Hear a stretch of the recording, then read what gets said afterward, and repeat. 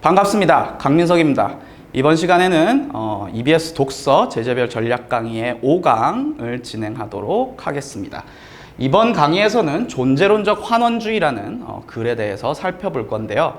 여러분들이 이 글을 읽을 때 사실은 이 글이 대체 어떤 흐름으로 내용이 전개되고 있는지, 도대체 이 글에서 말하고자 하는 바가 무엇인지 이런 것들을 파악하기가 좀 어려우셨을 거예요. 사실은 이 글은 이 전반적인 흐름을 이해하기가 너무 어려운 글이에요. 그래서 본격적으로 한번 들어가서 보면 이 글의 내용을 선생님은 이런 식으로 정리를 했거든요. 사실 선생님도 이런 식으로 정리를 하는 게 상당히 어려웠어요. 왜? 이 글이 상당히 복잡한 구성으로 되어 있고 어찌 보면은 되게 논리적이지 않은 어떤 일관되고 혹은 유기적인 어떤 조직을 보이지 않는, 구성을 보이지 않는 그런 글이기 때문이에요. 왜 그러냐라고 했을 때 어떤 설명하는 대상이 있는데 그 설명하는 대상을 설명하기 위해서 또 다른 개념을 가지고 오고, 또 다른 개념을 가지고 오면 이 또 다른 그 개념들 사이에서 발생하는 어떤 문제를 다시 가지고 오고, 그 문제에 대해서 가지고 오면 그거에 대한 상반된 입장을 다시 가지고 오고, 그러다 보니까 글의 구성이 상당히 다양한 유형의 구성들이 막 복합적으로 섞여 있는 그런 느낌의 글이기 때문에 그래요. 이런 글 같은 경우에는 여러분들이 글을 읽다가 길을 읽기가 쉽거든요. 이게 무슨 내용을 뭘 말하려고 하는 글이지? 이런 것들을 파악하기가 어려워진다는 거죠. 그래서 선생님은 이런 전략을 한번 제시해 주고 싶은데요.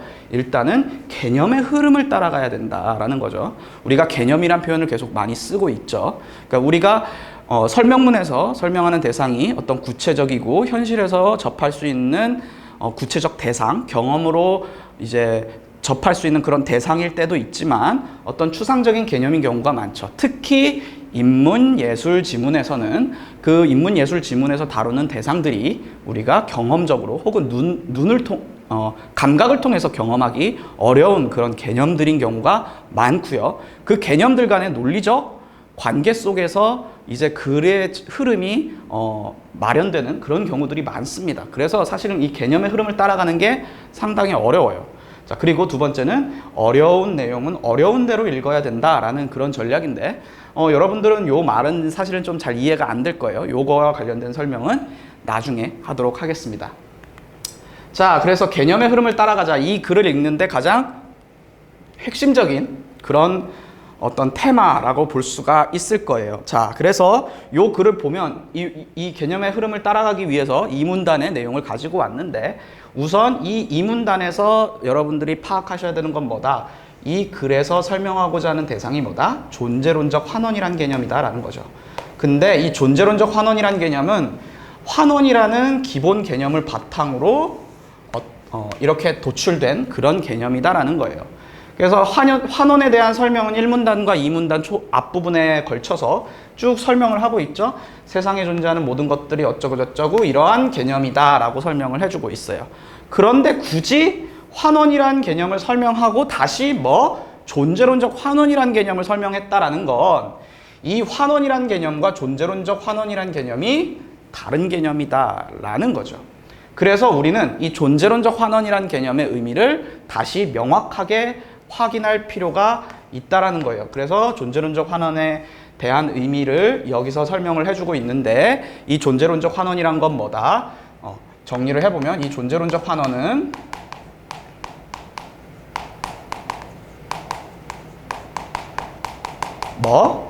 물질이 갖는 부분 전체의 관계를 전제로 해서 부분 전체의 관계에서 전체의 속성이 부분들의 속성과 and 그리고 부분들 간의 상호작용으로 이루어졌다라고 가정을 하는 거죠. 즉 존재론적 환원이란 개념은 어떤 거다? 어떤 물질에서 전체를 이루는 물질 전체의 속성은 무엇으로 바꾸어 표시할 수가 있다? 부분들의 속성, 그리고 이것만 가지고는 안 되고 부분들 간의 상호작용, 이 두 개를 모두 아우르는 개념이다 아우른다 이렇게 이야기를 하는 거죠. 달리 얘기하면 얘네들을 알면 부분들의 속성과 부분들의 상호작용을 알면 무엇을 알 수가 있다? 전체의 속성을 도출해낼 수도 있는 거죠. 이해되세요? 이렇게 구체적으로 존재론적 환원의 의미를 밝혀주고 있어요. 그래서 이렇게 밝히고 있기 때문에 여러분들은 이 의미대로 존재론적 환원을 이해를 해야 돼요. 그래서 단순히 물질이 기본 요소들로 이루어졌다라는 그런 개념은 아니라는 거예요. 여기서 포인트가 되는 건 뭐다? 존재론적 환원이란 건 무엇에 초점을 뒀다? 속성에 초점을 뒀다는 거죠. 그 어떤 대상이 가지는 특징 이런 것들 그런 거에 초점을 맞췄다라는 걸 명심하실 필요가 있어요. 그래서 여기서부터 이미 개념의 흐름을 잡기가 힘들어지는 거예요. 이 존재론적 환원에서 무엇을 강조하느냐? 속성을 강조하고 있다는 거지. 이거를 파악하기가 힘들어. 이해되세요? 그래서 그냥 여기도 전체라는 말이고 나오고 여기도 뭐 무슨 기본 요소, 물질 이런 말 나오고 부분, 전체 이런 말 나오니까 그냥 마냥 헷갈리면 안 돼요. 전체를 가리키는 게 아니고 전체를 대상으로 하는 게 아니고 존재론적 환원은 뭐 전체 속성을 대상으로 한다라는 거 명심해 두시고요.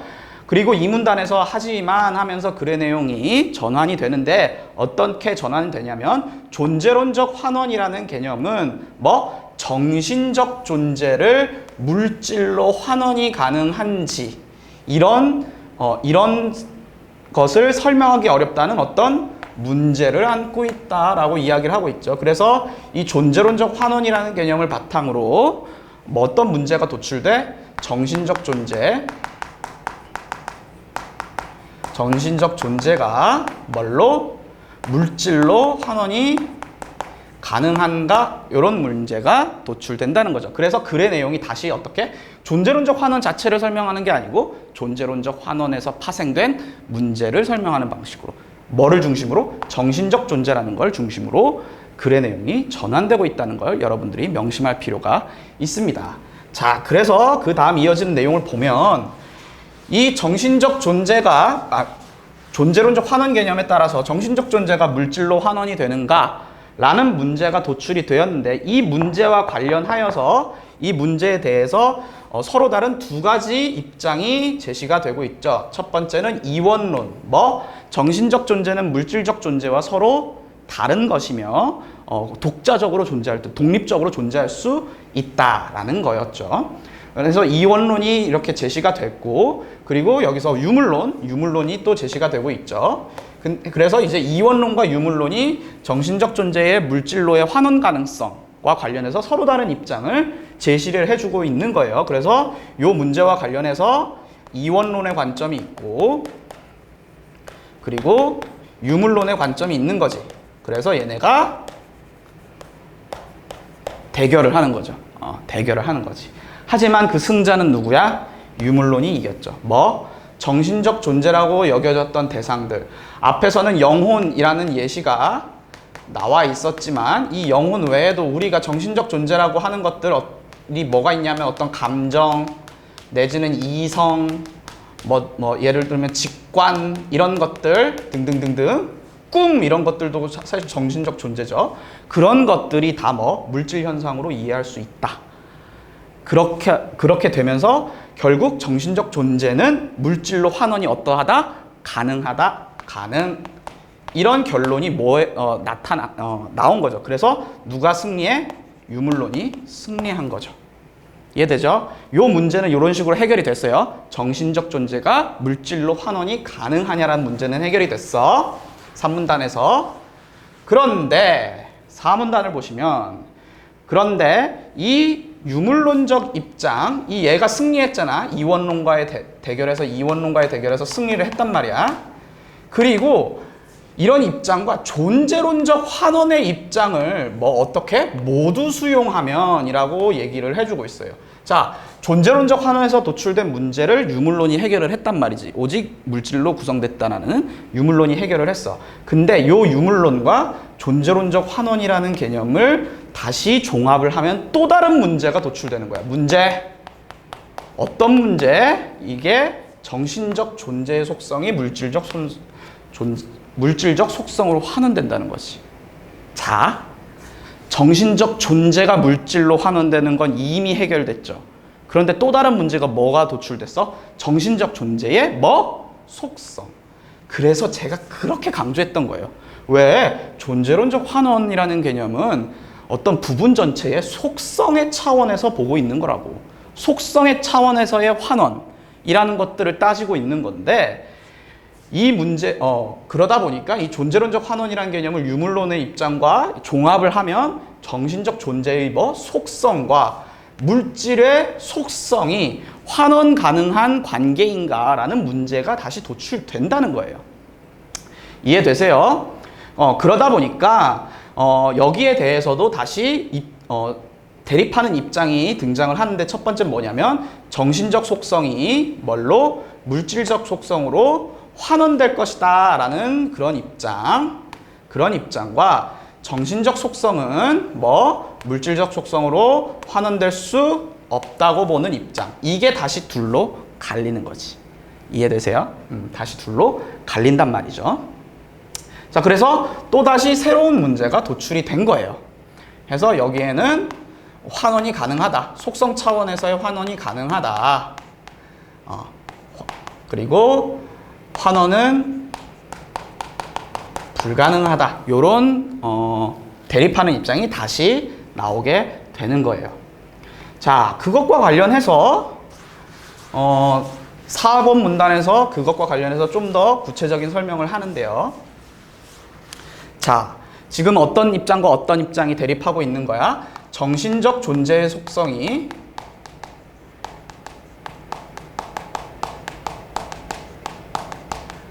물질적 속성으로 환원이 가능한가? 가능한가와 관련해 가지고 가능이라는 입장이 있고 불가라는 입장이 있는 거지. 그런데 이 각각의 입장이 무엇을 전제한다고? 가능하다고 보는 입장은 존재론적 환원이 무엇의 차원에서?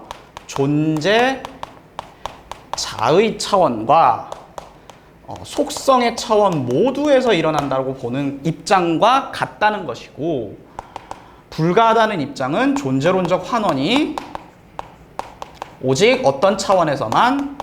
존재자의 차원에서만 일어난다라고 이야기를 하는 거죠. 자, 그래서 이 존재론적 환원을 존재자와 속성 차원에서 모두 일어나는가, 아니면 존재자 차원에서만 일어나는가, 요런 관점, 요런 입장이 대립을 하는 건데, 사실은 이게 가능하냐 불가능하냐라는 건 어떤 거에 대한 입장이었던 거야? 정신적 존재의 속성이 물질적 속성으로 환원이 가능하냐에 대한 대립적인 입장이었죠. 그쵸? 근데 이 내용, 존재론적 환원을 존재자의 차원과 속성의 차원에서 어떻게 가능한가를 보는 거는 사실은 정신적 존재와 물질적 속성, 정신적 존재의 속성과 물질적 속성 간의 관계가 아니에요. 그냥 이거는 오직 존재론적 환원을 어떤 차원에서 할 것인가라는 문제라는 거야. 사실 여기서 한번 다시 이 4번 문단에서 다시 내용이 끊어지는 거예요. 끊어져. 그러니까 이런 입장이 있기 때문에, 즉 존재론적 환원이 존재자와 속성 모두의 차원에서 이루어질 수 있다는 입장이 있기 때문에 어떤 입장이 도출될 수 있었던 거야? 정신적 존재의 속성이 물질적 속성으로 환원이 가능하다는 입장이 나온 거고, 존재론적 환원이라는 입장이 존재자의 차원에서만 가능하다라는 입장이 있기 때문에 정신적 존재의 속성이 물질적 속성으로 환원이 불가능하다, 이런 입장이 나온 거라는 거예요. 즉 얘네가 전제가 되는 거고 얘네가 결과가 되는 거야. 자, 그리고 4번 문단부터는 이 전제의 차원을 설명을 하고 있는 거라고요. 그러다 보니까 5번 문단에서는 이 정신적 존재의 속성과 물질적 속성 간의 환원 가능성, 이런 거에 대한 얘기를 하는 게 아니고 얘네들만 얘기하고 있어요. 물질이 기본 입자들로 환원이 된다는 경험적 증거가 압도적으로 많기 때문에 이게 과학적 성과겠죠. 그런 과학적 성과에 입각하여 존재론적 환원이란 개념 자체는 존재자와 속성 모두의 차원에서 이루어질 수 있다라고 보는 거지. 그런데 도대체 이 입장이 어떤 입장인 걸까라는 걸 생각해 보면 예를 들면은 H2O, 물이 있어요. 물은 뭐와 뭘로 쪼개진? 수소 원자와 산소 원자로 쪼개지죠. 그러면 얘는 얘네들만의 나름의 특성이 있겠죠. 수소는 뭐 불에 잘 타고 산소는 뭐 산화 현상을 일으키고. 그쵸? 근데 그런 속성들이 있는데 물의 속성을 이 수소와 산소의 속성으로부터 도출해낼 수 있는가? 혹은 물의 속성이 무엇으로 수소와 산소의 속성으로 환원이 가능한가? 이런 문제란 말이지. 이 입장에서는 뭐? 얘의 전체인 H2O, 물의 속성과 수소, 산소의 속성은 관련성이 어떻다? 있다라는 거고, 이 입장에서는. 여기서는 그냥 H와 O가 합쳐져서 H2O가 이루어지는 것일 뿐이지 둘 간의 속성과 관련하여 환원 관계는 형성되지 않는다라는 게 이 입장이라는 거지. 이해되죠? 그러다 보니까 이 존재론적 환원이 존재자와 속성 차원에서 이루어진다는 주장에 대해서 어떤 반론이 제기가 되는 거지. 이때 반론은 무엇에 대한 반론이야? 요 입장에 대한 반론인 거지. 정신적 존재의 속성이 물질적 속성으로 환원이 가능한가와 관련하여 이 가능하다라는 입장에 대한 반론이 아닌 거야. 이해되세요? 이게 더 일반적인 문제인 거고 이 일반적인 문제를 좀 더 구체적인 수준으로 적용하면 요 문제가 나오는 거라는 거야. 이해되세요? 어렵죠. 그래서 이 존재론적 환원이 존재자와 속성 차원에서 모두 이루어진다는 이런 입장에 대해서 어떤 반론들, 개체주의적 반론, 인과론적 반론, 양자역학적 반론들이 나오는 거예요. 이해되세요? 이제 그렇게 보면은 이제 글의 흐름이 읽히죠. 자, 존재론적 환원이라는 건 뭐? 속성 차원에서의 환원 가능성. 전체와 부분 간에. 그리고 유물론이라는 건 물질로만 구성된다는 거.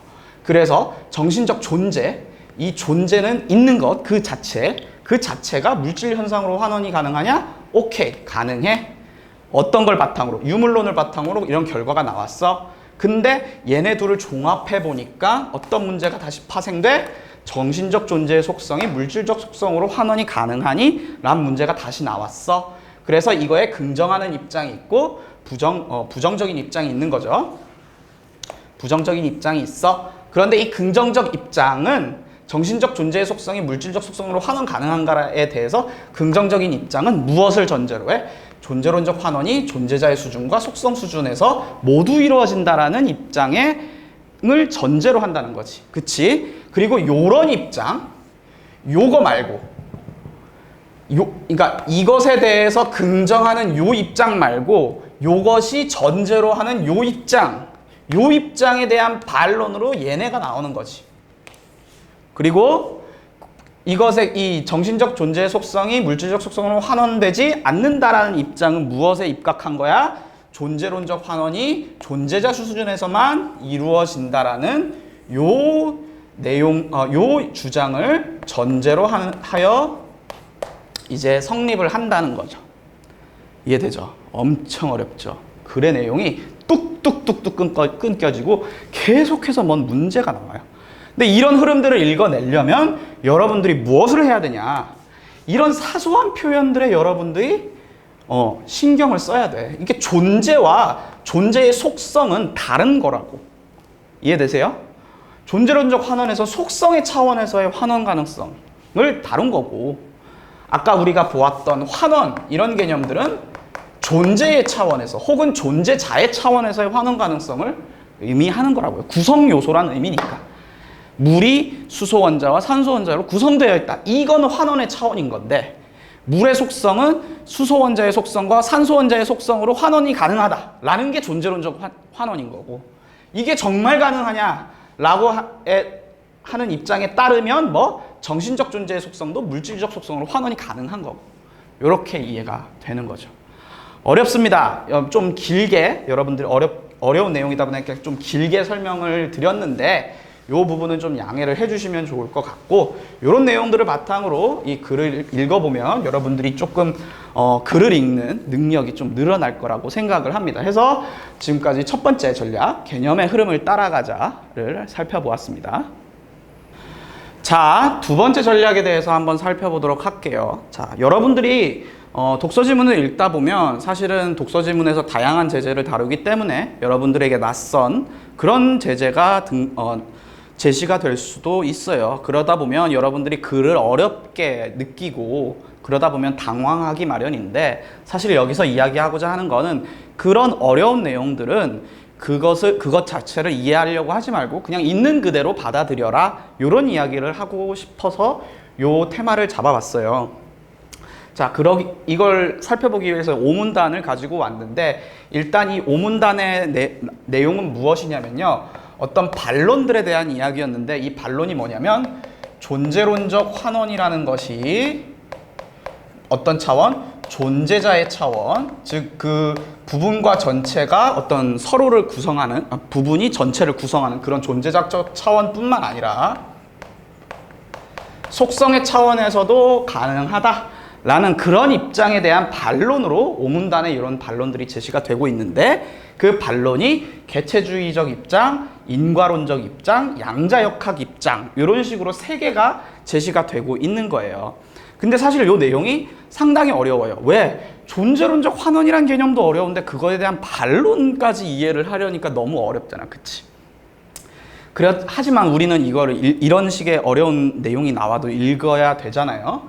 그래서 이런 것들을 어떻게 처리하는지를 한번 살펴볼 거예요. 자, 먼저 개체주의적 입장이라는 반론이 나왔어요. 근데 이 개체주의적 입장에 대한 설명이 쭉 제시가 되고 있는데, 이렇게 어려운 내용이 나올 땐 오히려 여러분들이 차분히 읽어야 돼요. 차분히 읽어야 되고, 내가 이해되지 않는다고 하더라도 여러분들이 어느 정도 그 글의 내용을 정리할 수 있는 부분은 있어요.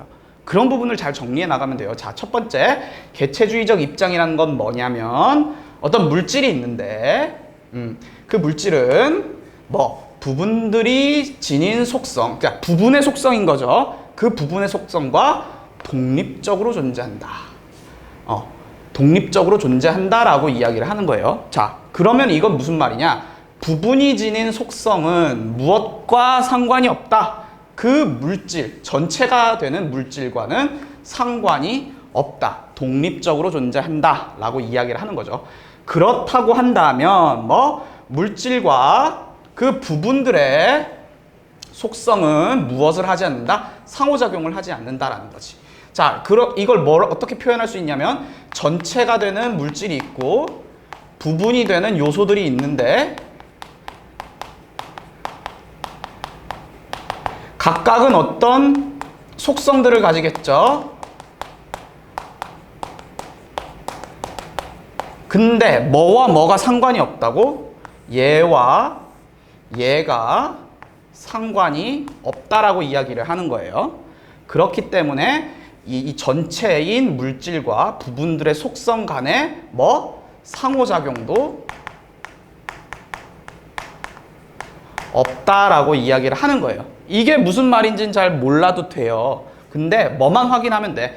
전체와 부분의 속성 간의 상호작용이 없다. 전체와 부분의 속성 간에는 전체는 부분의 속성들과 독립적으로 존재한다. 이렇게만 확인을 하면 된다는 거예요. 그래서 그 물질이라는 거는, 그 물질은 부분들의 속성으로 환원이 되는 것이 아니라 단순히 부분들의 속성들의 합일 뿐이다 라고 이야기를 하는 거지. 자, 그러면 물이라는 성분이 있는데, 물이라는 물질이 있는데 얘가 HO 이런 식의 물질들로 구성이 돼 있어. 그러면 얘도 나름의 속성이 있고 얘도 나름의 속성이 있겠죠. 그쵸? 그러면 이 물질은 무엇으로 구성됐다? 이 속성 더하기 이 속성, 이렇게만 표시를 하면 된다는 거지. 이 속성들끼리 무슨 상호작용을 하고 이 전체 물질과 이 수소의 속성이 서로 막 상호작용을 하면서 뭔가 이 물의 속성을 이루는 게 아니라는 얘기를 하고 있는 거죠. 그냥 논리적으로 보면 딱 그 정도지. 그게 어떤 식으로 실현되는지는 몰라요. 하지만 그렇게만 알고 있으면 돼요. 자, 그래서 이렇게 어려운 내용들은 그 어려운 내용이 쓰인 논리만 제대로 파악하면 된다라는 거예요.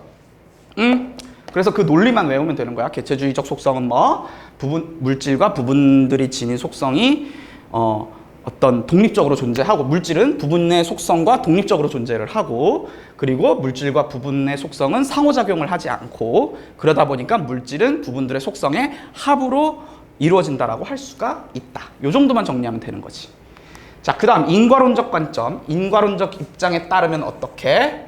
어떤 물질이 그 물질을 구성하고 있는 부분들로 환원되기 위해서는, 즉 물질이 부분으로 환원되기 위해서는 이 물질 전체로서의 이 물질과 부분 간에 어떤 인과적 관계가 존재해야 된다. 얘네들이 모여서 얘가 되는 거니까 여기에 뭐가 있어야 된다? 인과론이 있어야 된다. 인과. 그러니까 얘가 원인이 되고 얘가 결과가 돼야 된다라는 거지. 이런 인과관계가 없으면 존재론적 환원은 불가능하다. 존재론적 환원이 어떤 존재자와 속성 모두의 차원에서 이루어진다고 보기 어렵다. 뭐 이런 얘기를 하고 있는 거예요. 자, 그 다음 마지막으로 양자역학의 관점.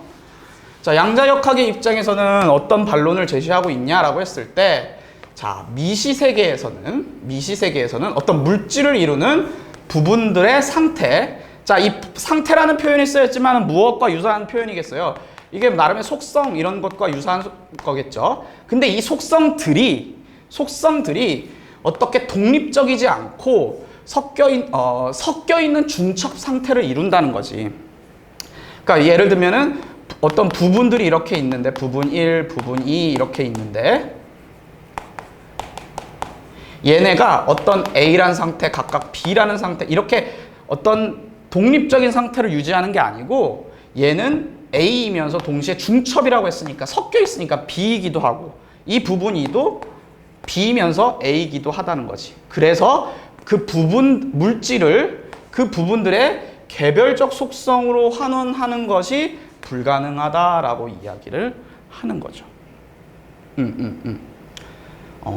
이거는 사실 좀 이해가 잘 안 되긴 할 텐데, 양자역학과 관련된 질문들은 많으니까 여러분들이 읽어보면서 좀 먼저 읽어본 학생들은 이해가 될 텐데, 예를 들면 뭐 그런 거예요. 예를 들면 우리가 뭐 전선이 있잖아, 전선. 그럼 전선을 이루고 있는 뭐 구리 원자들이 막 있어. 근데 그 구리 원자들은 다시 어떤 그 구리 원자를 이루는 전자들로 구성이 되어 있는데, 이 전자가 미시세계 차원에서는 어떤 특정한 하나의 구리 원자에 속해 있을 수도 있고 속하지 않을 수도 있어.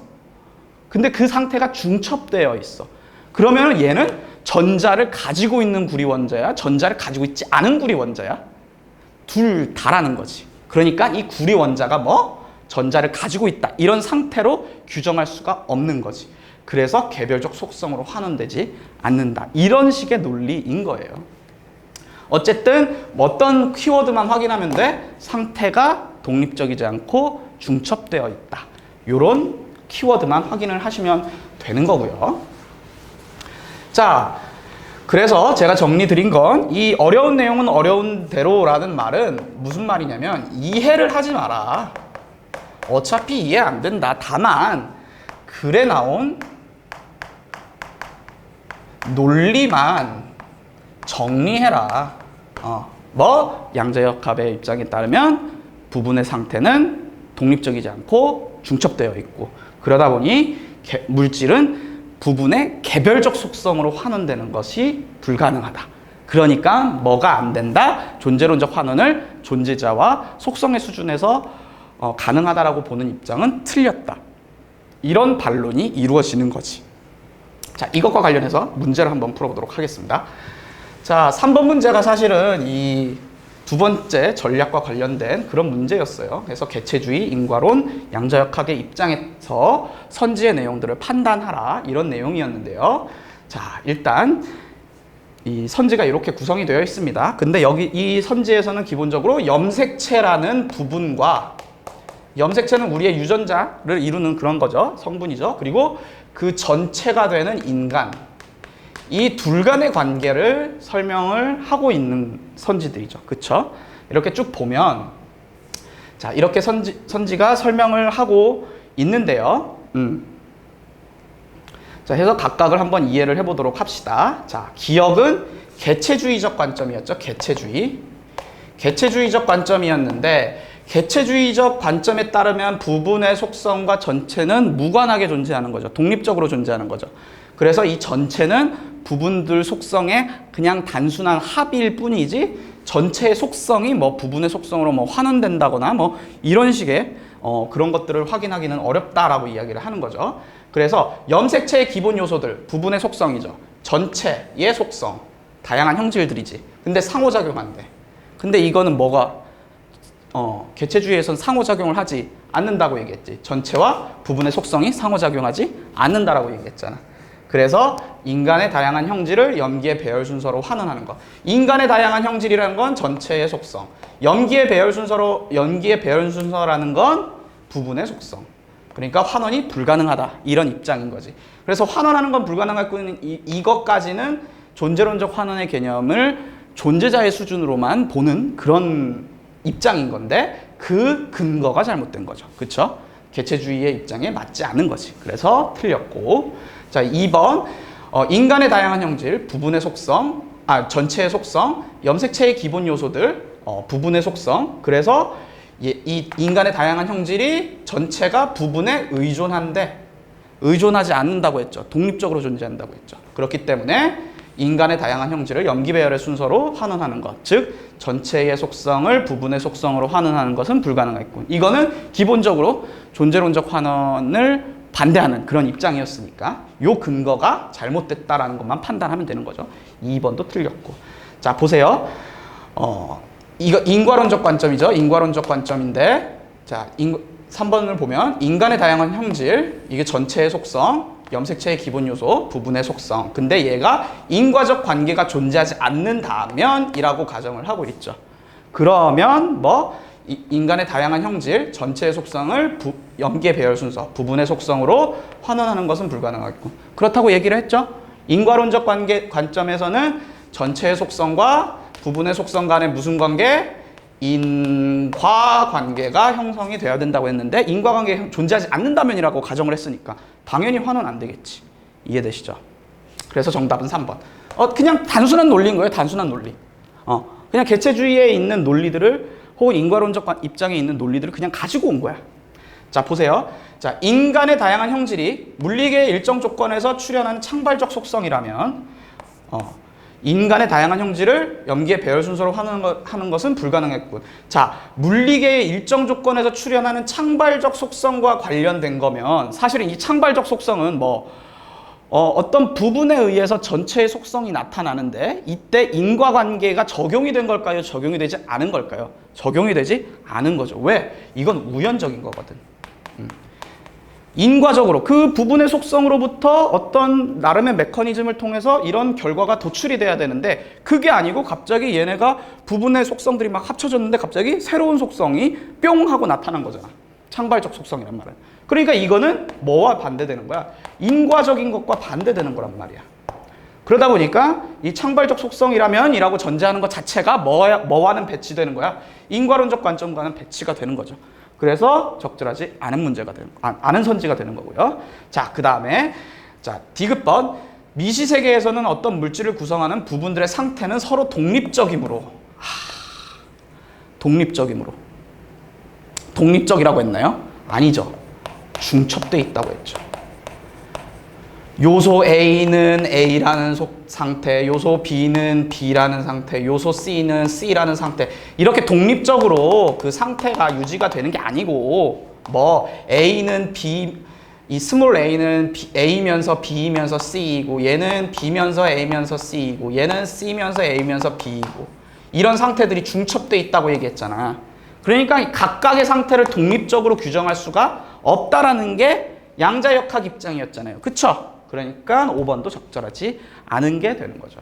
사실 너무 어려운 문제들은 이런 수준으로 내요. 그러니까 논리적으로 맞는지 틀린지만 판단하라고 낸단 말이야. 그래서 여러분들이 거기에 당황하면 안 되고 그냥 그 문장에 나와 있는 논리적인 진술들을 정리만 잘 해두셔도 문제를 푸는데 그렇게 큰 어려움은 없다. 다만 그런 건 있겠죠. 인간, 염색체, 얘네가 전체 부분의 관계인지 파악하는 거는 필요할 수도 있겠지. 그치? 하지만 그거는 이 내용 자체가 어려운 건 아니잖아요. 글의 내용을 그냥 구체적으로 적용했을 때 여러분들이 충분히 추론 가능한 거라고. 근데 이 각각의 입장들은 그렇게 어렵게 판단하게끔 요구를 하지 않고 있다고요, 문제에서는. 그렇기 때문에 여러분들이 좀 논리적으로 판단을 해서 너무 그 어려운 내용들에 대해서 감정적으로 판단을 하지는 않으셨으면 좋겠어요. 자, 여기까지 해가지고 5강의 강의를 마치도록 하겠습니다. 감사합니다.